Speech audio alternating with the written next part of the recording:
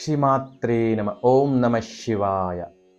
ನಮಸ್ತೆ ಪ್ರಿಯ ವೀಕ್ಷಕರೇ, ಮಹಾಯೋಗಿ ಜ್ಞಾನ ತಾಣಕ್ಕೆ ತಮ್ಮೆಲ್ಲರಿಗೂ ಆತ್ಮೀಯ ಸ್ವಾಗತ. ಈ ವಿಡಿಯೋದಲ್ಲಿ ವಿಶೇಷವಾಗಿ ಮೀನ ರಾಶಿಯವರಿಗೆ 2026 ವರ್ಷ ಹೇಗಿರುತ್ತೆ, ಏನೆಲ್ಲ ಫಲಗಳನ್ನ ತಂದುಕೊಡುತ್ತೆ, ಏನೆಲ್ಲ ರಹಸ್ಯಗಳನ್ನ ತನ್ನಲ್ಲಿ ಇಟ್ಕೊಂಡಿದೆ, 2026 ಹೇಗೆ ಅನ್ನೋದನ್ನ ನಾನು ತಿಳಿಸ್ಕೊಡ್ತೇನೆ.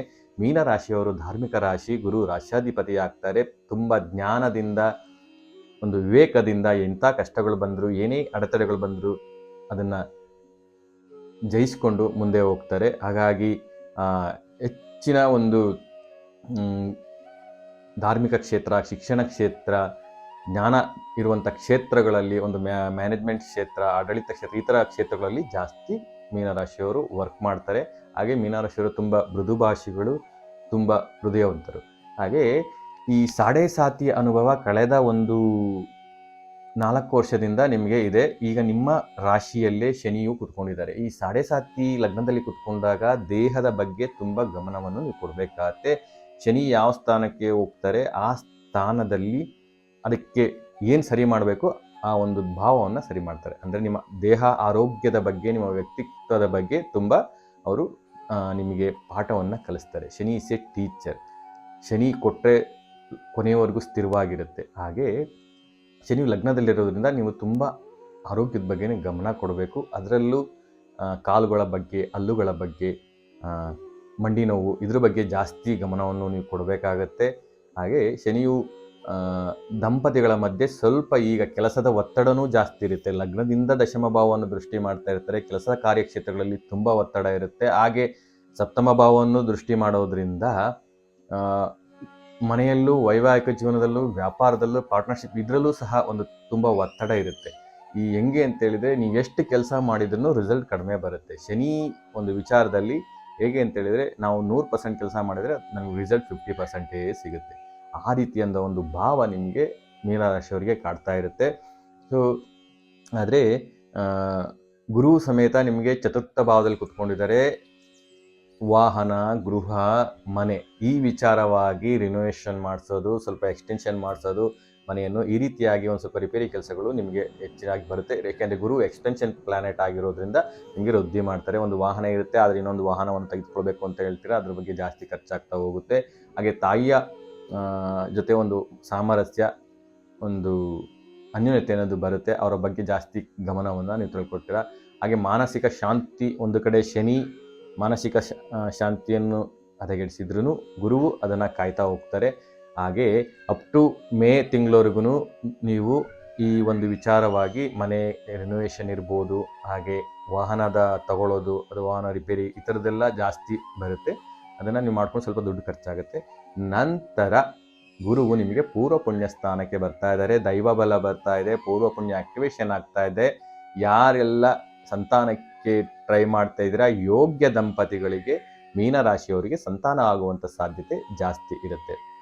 ಹಾಗೆ ಪೂರ್ವ ಪುಣ್ಯ ಆಕ್ಟಿವೇಶನ್ ಆಗ್ತಾ ಇದೆ. ಹಾಗಾಗಿ ನಿಮ್ಮಲ್ಲಿ ಯಾರಿಗೆ ಕ್ರಿಯೇಟಿವಿಟಿ ಫೀಲ್ಡಲ್ಲಿ ಇದ್ದೀರಾ ಅವರಿಗೆ ತುಂಬ ಅನುಕೂಲ ಆಗುತ್ತೆ. ಯಾಕೆಂದರೆ ನಿಮ್ಮ ಕ್ರಿಯೇಟಿವಿಟಿ ತುಂಬ ಚೆನ್ನಾಗಿ ವರ್ಕ್ ಆಗುತ್ತೆ. ನಿಮ್ಮ ಕಾರ್ಯಕ್ಷೇತ್ರಗಳಲ್ಲಿ, ನಿಮ್ಮ IT ಕ್ಷೇತ್ರಗಳಲ್ಲಿ, ನಿಮ್ಮ ಡಿಸೈನ್ ಕ್ಷೇತ್ರಗಳಲ್ಲಿ ಯಾರ್ಯಾರು ಇದ್ದೀರಾ, ಸಿನಿಮಾ ಕ್ಷೇತ್ರಗಳಲ್ಲಿ ಕ್ರಿಯೇಟಿವಿಟಿ ಫೀಲ್ಡಲ್ಲಿ ಇದ್ದೀರಾ, ನಿಮ್ಮ ಒಂದು ಕ್ರಿಯೇಟಿವಿಟಿಯಿಂದ ತುಂಬ ಒಂದು ಹೆಸರು, ಜನಪ್ರಿಯತೆ ಅನ್ನೋದು ನಿಮಗೆ ತಂದುಕೊಡುತ್ತೆ. ಹಾಗೆ ಲವ್ ಲೈಫಲ್ಲಿ ಯಾರಿದ್ದೀರಾ, ಕುಂಭ ಮೀನರಾಶಿಯವರು, ನಿಮಗೆ ಈ ಒಂದು ಗುರುವಿನ ಸ್ಥಾನ ಬದಲಾವಣೆ, ಅಂದರೆ ಗುರು ಪಂಚಮಕ್ಕೆ ಬರೋದ್ರಿಂದ ನಿಮ್ಮ ಲವ್ ಸಕ್ಸಸ್ ಆಗುತ್ತೆ. ಹಾಗೆ ಗುರು ಹಿರಿಯರ ಸಪೋರ್ಟ್ ಅನ್ನೋದು ಸಿಗ್ತಾ ಹೋಗುತ್ತೆ.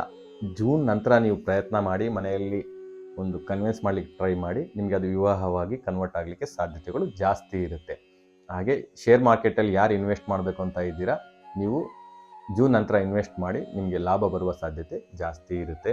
ಹಾಗೆ ಪಂಚಮ ಭಾವದಲ್ಲಿ ಮಂತ್ರಿ ಪದವಿಯನ್ನು ಸಹ ನಾವು ನೋಡ್ತೇವೆ. ಹಾಗೆ ಮೀನರಾಶಿಯವರು ಯಾರಿದ್ದೀರಾ, ಯಾರು ರಾಜಕೀಯದಲ್ಲಿದ್ದರೂ ನೀವೊಂದು ಪದವಿಗೋಸ್ಕರ ಎಕ್ಸ್ಪೆಕ್ಟ್ ಮಾಡ್ತಾ ಇದ್ದರೆ ಜೂನ್ ನಂತರ ನಿಮಗೆ ಸಿಗೋ ಸಾಧ್ಯತೆ ಜಾಸ್ತಿ ಇರುತ್ತೆ. ಹಾಗೆ ಒಂದು ಗುರುವಿನ ದೀಕ್ಷೆ, ಮಂತ್ರ ದೀಕ್ಷೆ ಅನ್ನೋದು ನಿಮಗೆ ಜೂನ್ ನಂತರ ಸಿಗುತ್ತೆ. ಹಾಗೆ ಗುರುವು ಕೊನೆಯ 2 ತಿಂಗಳು ಷಷ್ಠ ಭಾವಕ್ಕೆ ಹೋಗ್ತಾರೆ. ಆಗಲೇ ಹೇಳ್ದಂಗೆ ಶನಿಯು ಸಮೇತ ಲಗ್ನದಲ್ಲೇ ಇರೋದ್ರಿಂದ ಈ ವರ್ಷ ಪೂರ್ತಿ ಲಗ್ನದಲ್ಲೇ ಇರೋದ್ರಿಂದ ಆರೋಗ್ಯದ ಬಗ್ಗೆ ಸ್ವಲ್ಪ ಗಮನವನ್ನು ನೀವು ಕೊಡಬೇಕಾಗತ್ತೆ. ಡೈಜೆಸ್ಟಿವ್ ಸಿಸ್ಟಮು, ಕಾಲು, ಮಂಡಿ ಇದ್ರ ಬಗ್ಗೆ ಜಾಸ್ತಿ ಗಮನವನ್ನು ಕೊಡಬೇಕಾಗತ್ತೆ. ನೀವು ಆದಷ್ಟು ಈ ಸಮಯದಲ್ಲಿ ದೇಹ ಡ್ರೈ ಆಗ್ತಾ ಹೋಗುತ್ತೆ, ಎಮೋಷನ್ಸ್ ಎಲ್ಲ ಡ್ರೈ ಆಗ್ತಾ ಹೋಗುತ್ತೆ. ಶನಿಯ ಕೆಲಸ ಅದೇ, ಡ್ರೈ ಮಾಡೋದು. ಏಕೆಂದರೆ ಶನಿಯು ವಾಯುತತ್ವ ಗ್ರಹ ಆಗಿರೋದ್ರಿಂದ, ತುಂಬ ಕೋಲ್ಡ್ ಪ್ಲಾನೆಟ್ ಆಗಿರೋದ್ರಿಂದ ನಮ್ಮ ಬಾಡಿಯಲ್ಲಿ ಡ್ರೈ ಮಾಡ್ತಾ ಹೋಗ್ತಾರೆ. ಮೊದಲಿಗೆ ನಮಗೆ ಒಂದು ಶನಿ ಪ್ರಭಾವ ಗೊತ್ತಾಗದೆ ದೇಹದಲ್ಲಿ. ಹಾಗಾಗಿ ಆದಷ್ಟು ನೀವು ಎಣ್ಣೆಯನ್ನು ಮಂಡಿ, ಕೈಕಾಲುಗಳಿಗೆ ಹಚ್ಚೋದು, ತಲೆಗೆ ಹಚ್ಕೊಂಡು ಸ್ನಾನ ಮಾಡೋದ್ರಿಂದ ಆರೋಗ್ಯ ಸಮಸ್ಯೆ ಸ್ವಲ್ಪ ನೀವು ಬಚಾವಾಗ್ಬೋದು. ಹಾಗೆ ಪ್ರತಿ ಶನಿವಾರ ನೀವು ತೈಲಾಭಿಷೇಕ ಮಾಡೋದು, ಆಂಜನೇಯನ ದೇವಸ್ಥಾನಕ್ಕೆ ಹೋಗೋದು, ಹನುಮಾನ್ ಚಾಲೀಸ್ ಪಠನೆ ಮಾಡೋದನ್ನ ಮರಿಬೇಡಿ. ಹಾಗೆ ರಾಹು ನಿಮಗೆ ವ್ಯಯಸ್ಥಾನದಲ್ಲಿ ಕೂತ್ಕೊಂಡು ಖರ್ಚಿಗೆ ಪ್ರಚೋದನೆ ಮಾಡ್ತಾರೆ. ಯಾಕೆಂದರೆ ರಾಹು ಇಲಿಷನ್ ಪ್ಲಾನೆಟ್ ಆಗಿರೋದ್ರಿಂದ ಮೋಜು ಮಸ್ತಿ ಈ ಥರ ವಿಚಾರಗಳಿಗೆ ಜಾಸ್ತಿ ಖರ್ಚು ಮಾಡ್ತಾರೆ. ಹಾಗೆ ಡ್ರಗ್ಸು, ಕೆಟ್ಟ ಸಂಘ ಈ ಥರಗಳು ಬೀಳಿಸಲಿಕ್ಕೆ ಜಾಸ್ತಿ ಚಾನ್ಸಸ್ ಇರೋದ್ರಿಂದ ಮೀನರಾಶಿಯವರು ತುಂಬ ಕೇರ್ಫುಲ್ ಆಗಿರಬೇಕು. ರಾಹುನ ನೀವು ತುಂಬ ಪಾಸಿಟಿವ್ ಆಗಿ ಯೂಸ್ ಮಾಡ್ಕೋಬೇಕಾಗತ್ತೆ. ಹಾಗೆ ತೀರ್ಥಕ್ಷೇತ್ರಗಳ ಸ್ನಾನವನ್ನು ಮಾಡುವಂಥ ಯೋಗ ಇರುತ್ತೆ. ಹಾಗೆ ರಾತ್ರಿ ಟೈಮು ನಿಮಗೆ ನಿದ್ದೆ ಡಿಸ್ಟರ್ಬ್ ಆಗೋದು, ಕನಸಿನಲ್ಲಿ ಹಾವುಗಳು ಬರೋದು, ಹಾವುಗಳು ಕಚ್ಚಿದಾಗ ಆಗೋದು, ಮತ್ತು ಏನೇನೋ ಸ್ವಲ್ಪ ಕೆಟ್ಟ ಅನುಭವ ಆಗೋದು, ಆ ಥರದ್ದೆಲ್ಲ ಸ್ವಲ್ಪ ರಾಹುವಿನ ಪ್ರಭಾವದಿಂದ ಆಗುವ ಸಾಧ್ಯತೆ ಇರುತ್ತೆ. ಹಾಗಾಗಿ ಮಲಗುವ ಮುಂಚೆ ನೀವು ಆದಷ್ಟು ಹನುಮಾನ್ ಚಾಲೀಸ್ ಇರ್ಬೋದು, ಹನುಮಾನ್ದು ಯಾವ್ದಾದ್ರು ಮಂತ್ರವನ್ನು ನೀವು ಹೇಳ್ಕೊಂಡು, ಮನೋಜುವಂ ಮಾರ್ತತುಲ್ಯಂ ಈ ಮಂತ್ರವನ್ನು ಸ್ತೋತ್ರವನ್ನು ಹೇಳ್ಕೊಂಡು ಮಲ್ಕೊಂಡ್ರೆ ನಿಮಗೆ ನಿದ್ದೆ ಚೆನ್ನಾಗಿ ಬರುತ್ತೆ. ಆದಷ್ಟು ಖರ್ಚು, ಮೋಜು ಮಸ್ತು ಖರ್ಚು ಇದ್ರ ಬಗ್ಗೆ ಸ್ವಲ್ಪ ಹುಷಾರಾಗಿರಿ. ಆದರೆ ವಿದೇಶದಲ್ಲಿದ್ದವರಿಗೆ ಸ್ವಲ್ಪ ಒಳ್ಳೆ ಆಫರ್ಸ್ ಸಿಗೋವಂಥ ಚಾನ್ಸಸ್ ಇದೆ. ವಿದೇಶದ ಒಂದು ಸೂಚನೆ ಮಾಡೋದ್ರಿಂದ ರಾಹುಗೆ MNC ಮತ್ತು ಫಾರಿನ್ ರಿಲೇಟೆಡ್ ಯಾರು ಕೆಲಸ ಮಾಡ್ತಾಯಿದ್ರೆ, ಫಾರಿನ್ಗೆ ಹೋಗಬೇಕು ಅಂತಿದ್ರೆ ನಿಮ್ಗೆ ಒಳ್ಳೆ ಆಫರ್ಗಳು ಸಿಗುತ್ತೆ ಮತ್ತು ನೀವು ಹೋಗ್ಬಿಟ್ಟು ಬರ್ಬೋದು. ಅದರಿಂದ ಲಾಭವಾಗುವ ಸಾಧ್ಯತೆ ಇರುತ್ತೆ. ಹಾಗೆ ನಿಮಗೆ ಕೇತು ಷಷ್ಠಭಾವದಲ್ಲಿ ಕೂತ್ಕೊಂಡು ನಿಮ್ಮ ಯಾವುದೇ ಕಾನೂನು ಕೇಸ್ಗಳು, ತಗಾದೆಗಳು ಯಾವುದೇ ಇದ್ರೂ ನಿಮಗೆ ವಿಜಯವನ್ನು ಗ್ಯಾರಂಟಿ ತಂದುಕೊಡ್ತಾರೆ. ಹಾಗೆ ಯಾವುದಾದ್ರು ಒಂದು ದೀರ್ಘಕಾಲಿಕ ರೋಗದಿಂದ ಬಳಲ್ತಾ ಇದ್ದರೆ ಕೇತು ಮುಕ್ತಿ ಕೊಡ್ತಾರೆ. ಆದರೆ ಹೊಸ ರೋಗಕ್ಕಲ್ಲ, ದೀರ್ಘಕಾಲದಿಂದ ಯಾವ್ದು ಬಳಲ್ತಾ ಇರ್ತೀರ ಅದಕ್ಕೆಲ್ಲ ಕೇತು ಮುಕ್ತಿ ಕೊಡ್ತಾರೆ.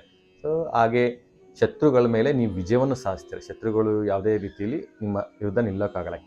ಕೇತು ಬಂದು ಹೆಡ್ಲೆಸ್, ಅಂದರೆ ಯೋಚನೆ ಮಾಡಲ್ಲ. ಬಟ್ ಅವರು ಯಾವ ಸ್ಥಾನಕ್ಕೆ ಹೋಗಿರ್ತಾರೆ ನ್ಯಾಚುರಲ್ ಆಗಿ ಆ ಸ್ಥಾನವನ್ನು ಅವರು ಕೆಲಸ ಮಾಡೇ ಮಾಡ್ತಾರೆ. ಅವ್ರದ್ದು ವೇ ಆಫ್ ವರ್ಕಿಂಗ್ ಸ್ಟೈಲ್ ತುಂಬ ಡಿಫ್ರೆಂಟ್ ಇರುತ್ತೆ.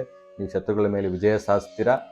ಹಾಗೆ ನಿಮಗೆ ಕಾರ್ಯಕ್ಷೇತ್ರದಲ್ಲಿ ಜೂನ್ ನಂತರ ನಿಮಗೆ ಒಂದು ಪ್ರಮೋಷನ್ನು, ಬಡ್ತಿ ಅನ್ನೋದು ಸಿಗೋ ಸಾಧ್ಯತೆ ಇರುತ್ತೆ. ಯಾಕೆ ಅಂತಂದರೆ ಗುರು ಪಂಚಮ ಭಾವಕ್ಕೆ ಬರ್ತಾ ಇದ್ದಾರೆ, ಪೂರ್ವ ಪುಣ್ಯ ಆಕ್ಟಿವೇಶನ್ ಆಗುತ್ತೆ. ಕಳೆದ ಜನ್ಮದಲ್ಲಿ ನೀವು ಮಾಡಿದಂಥ ಕಾರ್ಯಗಳಿಗೆ ಒಂದು ಕರ್ಮ ಆಕ್ಟಿವೇಶನ್ ಆಗೋದ್ರಿಂದ ನಿಮ್ಮ ಕೆಲಸ ಕಾರ್ಯದಲ್ಲಿ ಇಲ್ಲಿ ತುಂಬ, ಯಾಕೆಂದರೆ ಶನಿಯು ಕರ್ಮಭಾವವನ್ನು ನೋಡ್ತಾ ಇದ್ದಾರೆ, ಸೊ ಗುರು ಪಂಚಮ ಭಾವಕ್ಕೆ ಬರ್ತಾ ಇದ್ದಾರೆ.